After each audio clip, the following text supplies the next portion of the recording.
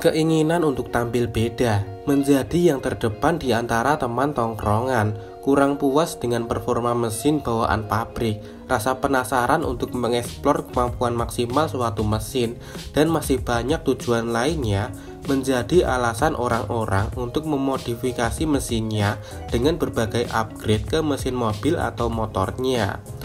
Melakukan modifikasi yang seringkali dipaksakan demi mencapai power mesin yang diinginkan, walau terkadang hal yang tidak diinginkan seperti ini bakal kejadian.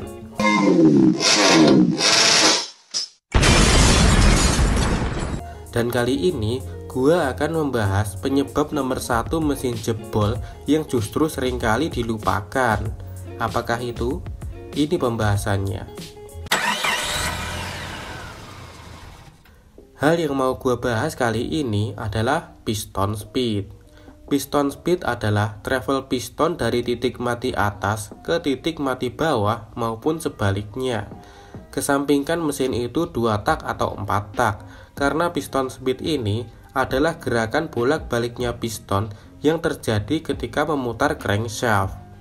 Jadi, mau mesin diesel, mesin bensin, 2 tak, 4 tak, force induction, NA, 1 silinder, multisilinder, dan berapapun cc-nya, selama itu mesin piston, sudah pasti ada yang namanya piston speed. Kenapa gua berani bilang piston speed adalah penyebab utama mesin jebol? Karena piston speed ini jarang sekali dihitung. Karena pada umumnya, selama piston sudah bisa dimasukin ke silinder, coakan klepnya sudah pas, dan profil dom sudah sesuai keinginan, ya udah langsung pasang aja. Jatah pusing hitungnya dipindah buat pusing mikir bagian lain.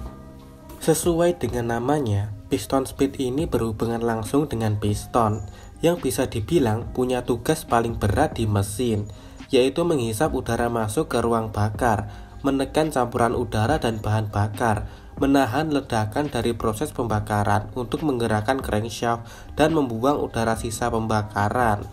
Membuat piston memiliki beban yang sangat berat karena piston harus berakselerasi dan deselerasi dari titik mati atas ke titik mati bawah atau sebaliknya dengan sangat cepat. Itu belum ditambah beban dari menahan kompresi dan ledakan proses pembakaran, menjadikan piston memiliki tingkat stres yang sangat tinggi.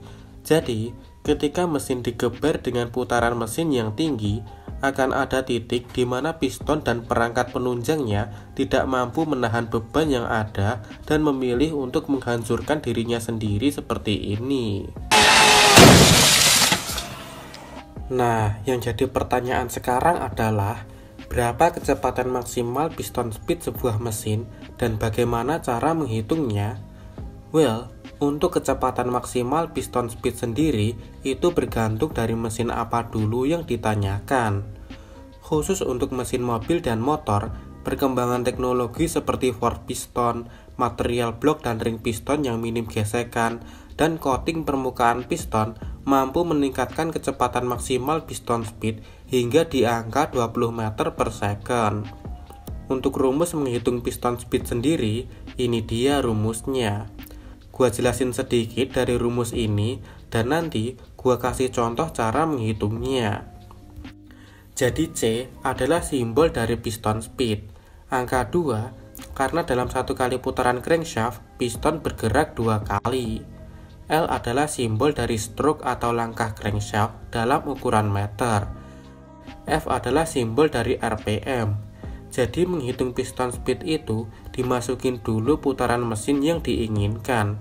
Dan yang terakhir dibagi 60 karena hasil akhirnya nanti dalam satuan meter per second. Jadi harus dibagi 60 karena putaran mesinnya tadi masih dalam ukuran rotasi per menit. Untuk lebih jelasnya, gua akan kasih 2 contoh cara menghitung piston speed suatu mesin. Untuk cara pertama dengan cara hitung manual.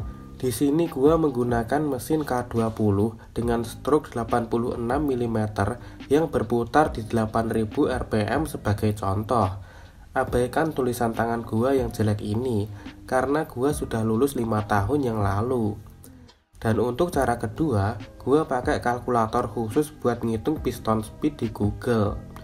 Yang perlu diperhatikan ketika pakai kalkulator di Google, terkadang kalkulatornya masih pakai satuan imperial, jadi harus dirubah dulu ke metrik. Untuk contohnya, gua coba menghitung piston speed mesin 4 AGE dengan stroke 77 mm di putaran mesin 12.000 rpm. Caranya, tinggal masukkan data yang diperlukan, lalu klik calculate dan selesai.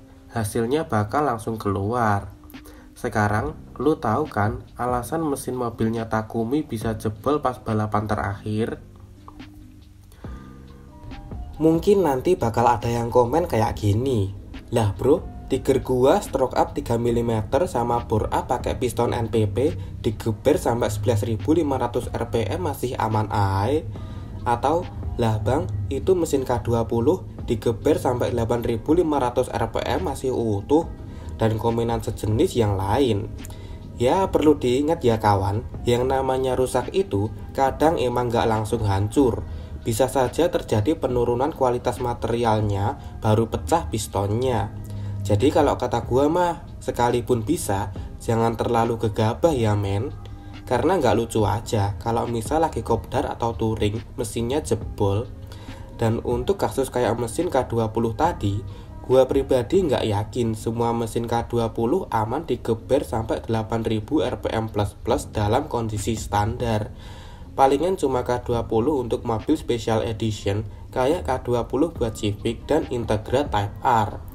Karena ya nggak semua orang beli mobil atau motor buat kenceng-kencengan. Jadi buat apa kasih part bagus-bagus yang ujungnya malah bikin cuan tipis? Mending kasih part yang biasa aja dan banyakin spare partnya biar cuan banyak kayak ampas. Pertanyaan selanjutnya terus muncul.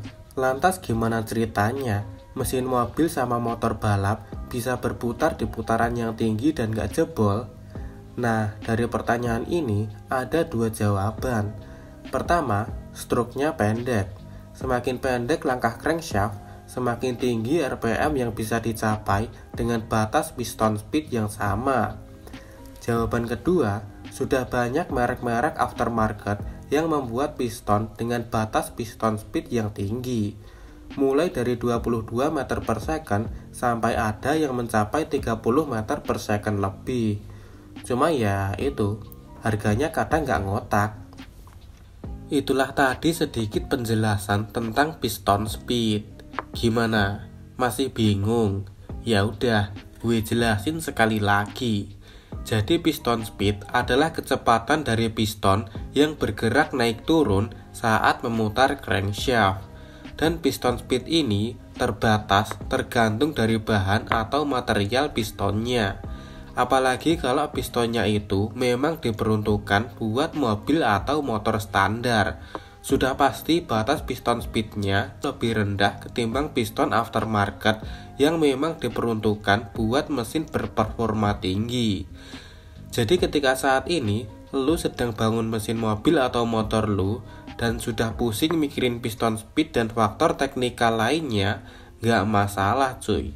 Lebih baik pusing mikirin piston speed dan faktor teknikal lainnya ketimbang pusing memperbaiki mesin jebol saat sedang di-upgrade performanya. Ingat cuy, racing itu mahal, jangan dibuat lebih mahal lagi. Sekian dulu pembahasan tentang piston speed dari gua. Terima kasih sudah menonton sampai akhir, like sama subscribe. Gua Tomo Senpai dari Jabret Media mengucapkan sampai jumpa di video selanjutnya kawan.